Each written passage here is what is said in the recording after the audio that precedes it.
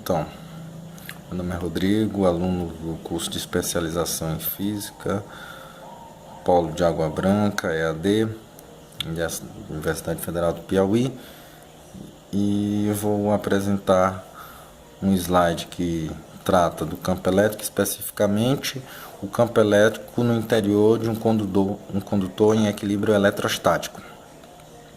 Para a gente chegar até esse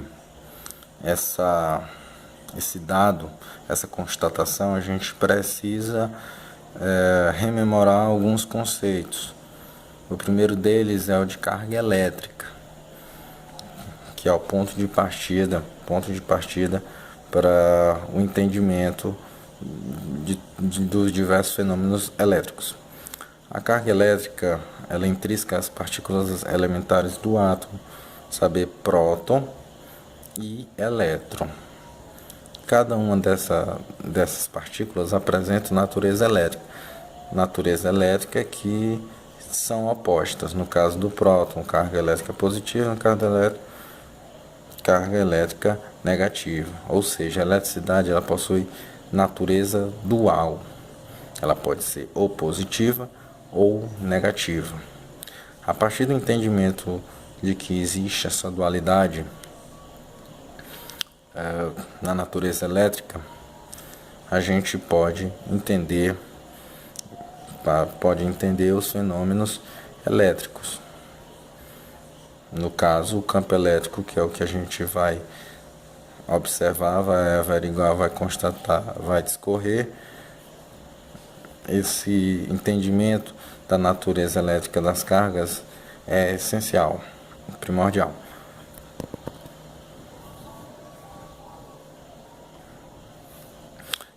Então, considerando corpos com cargas elétricas, o que a gente pode constatar? Pode constatar que se a natureza dessas cargas for a mesma, haverá uma interação de repulsão. Repulsão essa que é traduzida por uma força que vai agir uma contra o outro corpo carregado, eletrizado. Se a natureza for oposta, o tipo de interação vai ser atração. Interação essa que pode ser entendida como uma força que vai puxar uma em direção à outra, um corpo em direção ao outro, como está ilustrado na figura.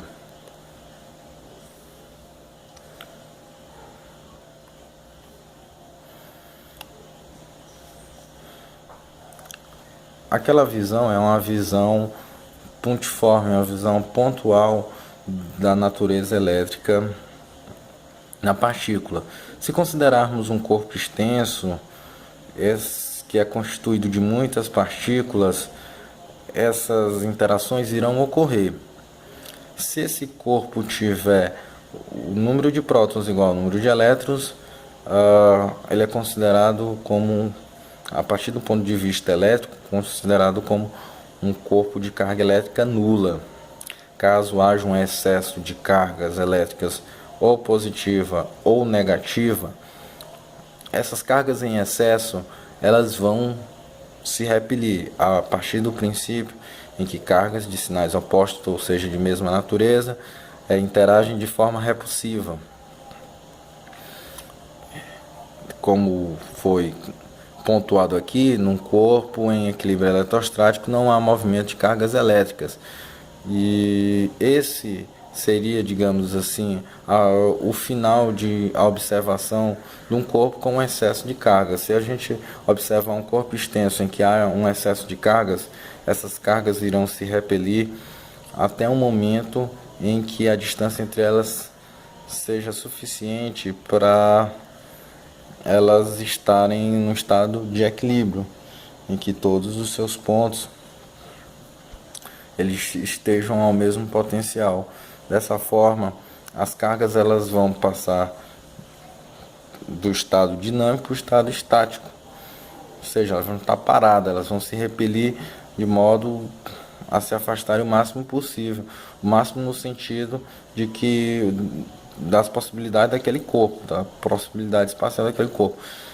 E esse afastamento vai ser tal que as cargas vão, em algum momento do tempo, elas vão acabar ficando paradas, elas não vão ter mais movimento. Caso contrário, é porque elas ainda não tinham atingido esse ponto chamado equilíbrio eletrostático, como está pontuado aí também no segundo e no terceiro item. As cargas repelem-se mutuamente e distribuem-se pelo corpo, afastando-se o mais possível uma das outras, que foi o que eu mencionei. Ao ser atingido o equilíbrio eletrostático, as cargas estão distribuídas pela superfície do condutor, que foi também mencionado. As cargas irão se afastar, irão se distribuir. O campo elétrico no interior do corpo é nulo. Como é que a gente vai chegar a essa conclusão? O campo elétrico no interior do corpo é nulo. A gente poderia fazer isso de uma maneira analítica, através da aplicação da lei de Gauss, em que, considerando a superfície gaussiana no interior do condutor, como não há cargas, isso é fácil de demonstrar, não é tão complicado, a gente observa que o fluxo seria zero. E tendo como consequência o campo elétrico no interior seria nulo. Seria uma forma analítica de se comprovar. Mas a forma prática de se comprovar isso é o propósito dessa atividade é fazer através de um experimento simples essa demonstração, demonstrar empiricamente que de fato o campo é nulo. Aqui é outra consideração, que não existe campo elétrico em nenhum ponto interior do condutor. Isso já foi mencionado também. Aqui a figura representa um condutor esférico, em que as cargas estão distribuídas, como foi pontuado anteriormente, estão distribuídas na superfície. A coloca como sendo cargas positivas, mas isso vale para cargas negativas também. O corpo pode estar eletrizado positivo ou negativamente, mas as cargas vão se distribuir da mesma maneira se for um condutor, de forma a atingir esse ponto, o equilíbrio eletrostático. O campo elétrico, se a gente for observar, ele é perpendicular à superfície, de outra forma haveria movimento de carga, caso ele fosse tangencial. Tendo em vista essa observação, faz-se a aplicação prática no aperfeiçoamento do aparato tecnológico. Esse fenômeno do campo ser constatado e ser nulo dentro, ser constatado como nulo dentro de um condutor em equilíbrio, é comumente chamado de blindagem eletrostática. Blindagem eletrostática. A gente cita como exemplos cotidianos os aparelhos eletrônicos, como DVD, o computador, os cabos de telefonia que ficam envoltos por uma capa metálica para não serem danificados por um campo elétrico externo. Se você for observar a estrutura, a carcaça, a carenagem desses aparelhos elétricos, eles são feitos de metal justamente para fazer uso desse fenômeno. O exemplo é os DVDs, o gabinete dos computadores, que também é metálico, justamente para aproveitar esse fenômeno chamado blindagem eletrostática e poder evitar a interação com campos externos, campos esses que poderiam danificar alguns componentes do aparelho. Aí na fotografia, na imagem temos aí o aparelho de DVD, para exemplificar uma aplicação prática que normalmente não é feita essa associação ao fenômeno. Quem descobriu esse fenômeno? Quem foi? Tá aí. Blindagem eletrostática comprovada por esse rapaz chamado Faraday no século XX.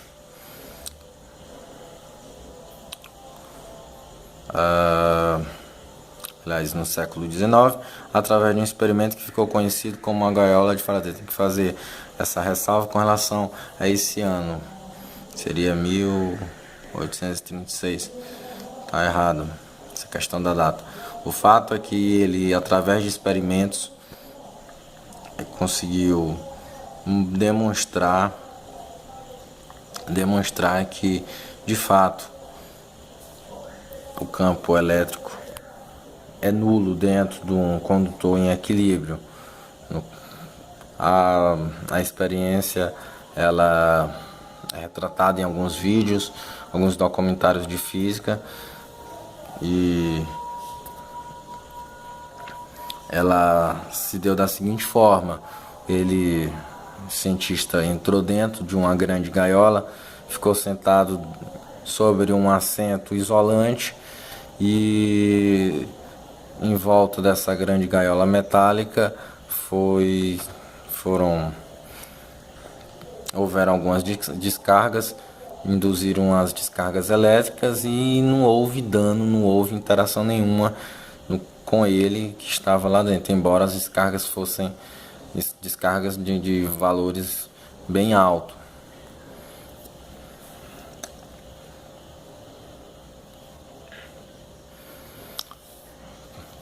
Adiante, a gente pode fazer consideração com relação a outra situação em que esse fenômeno também é aplicado, em que muitas das vezes passa despercebido, que é o exemplo do carro, o avião, nos casos em que ele recebe uma descarga elétrica, descarga natural, que a gente comumente chama de raio, relâmpago.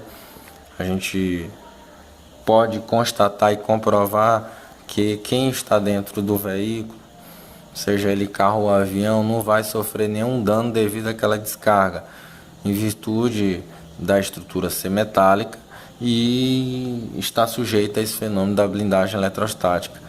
Por isso ouve-se muito falar que o local mais seguro em dias de tempestade, no momento da tempestade, é dentro de um carro. É daí que surge essa inferência, essa conclusão e esse conhecimento. Temos uma outra figura para ilustrar essa situação. Tá aqui a descarga elétrica e a aeronave. Finalizando aqui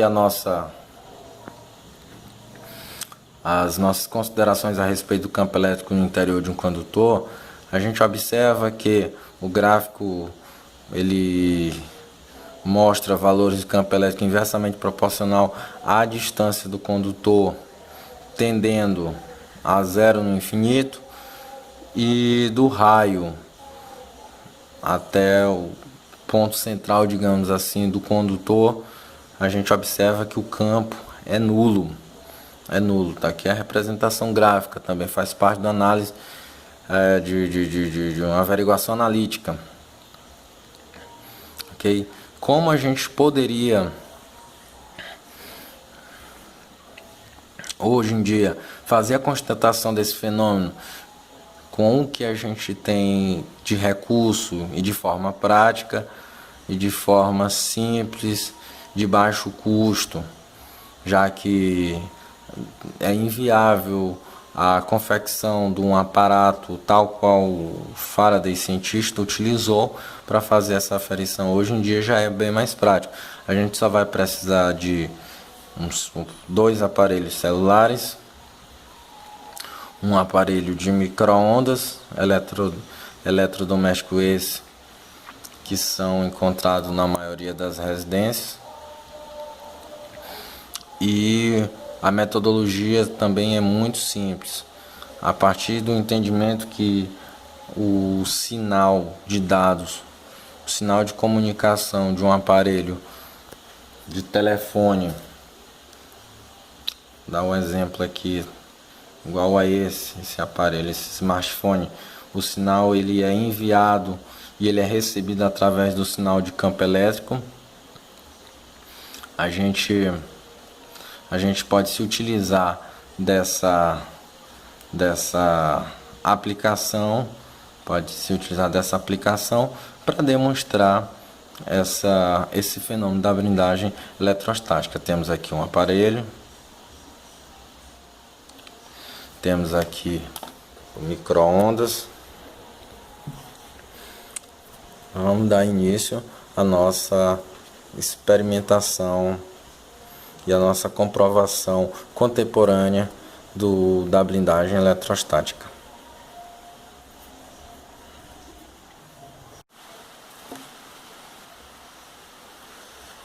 Vamos então aqui à demonstração empírica do princípio da blindagem eletrostática. Smartphone 1. Precisamos de outro smartphone.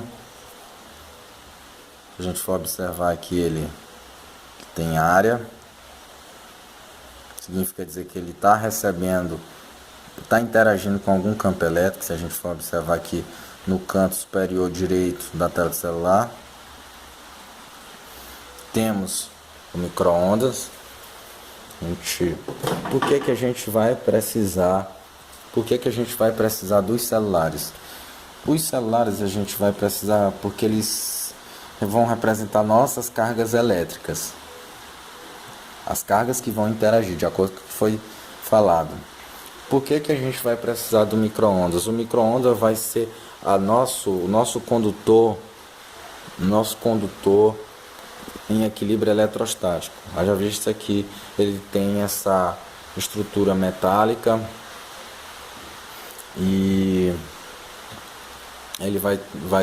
ele que vai funcionar como nossa gaiola de Faraday dos tempos modernos. Então, qual vai ser a metodologia? A metodologia vai ser a seguinte: a gente coloca o nosso corpo de prova dentro do micro-ondas celular.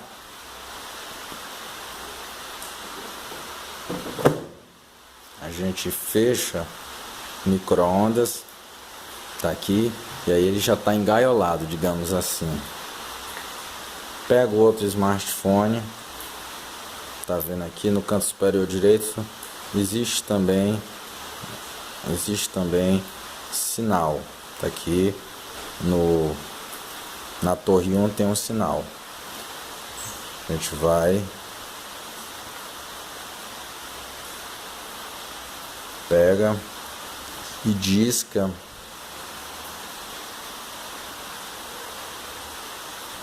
a luminosidade está muito alta aqui. Diminui a luminosidade aqui, pronto, tá aqui o número. A gente disca para o número do celular que está lá dentro da nossa gaiola. Tá discando. A gente observa aqui pela telinha que ele nem liga o LED da tela, não aparece, em virtude de ocorrer a blindagem eletrostática. Quer dizer, olha aí, foi até para a caixa de mensagem.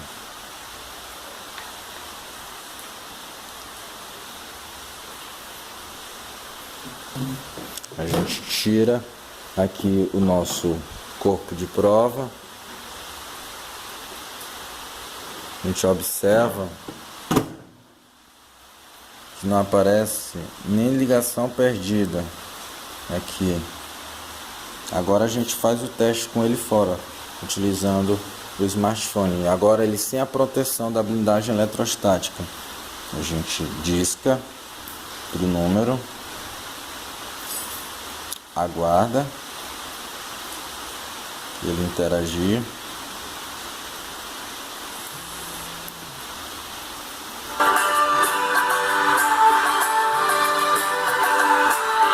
E aqui é a mágica. Esse é meu número. Aí. Aqui. Sem proteção nenhuma, as cargas conseguem interagir. A gente desliga aqui. Dessa forma, a gente consegue comprovar de uma forma moderna, usando recursos acessíveis no sentido de que Hoje praticamente você adquirir um smartphone é muito fácil. Aliás, não está tão difícil assim, digamos. E a gente comprova um fenômeno físico de suma importância para as comunicações e para o avanço tecnológico. Nosso embasamento teórico fica por conta de sítios da internet, alunos online da UOL, do GeoCities, Mundo da Educação. E aqui a gente encerra nossas considerações a respeito do campo elétrico no interior de um condutor em equilíbrio eletrostático. Valeu!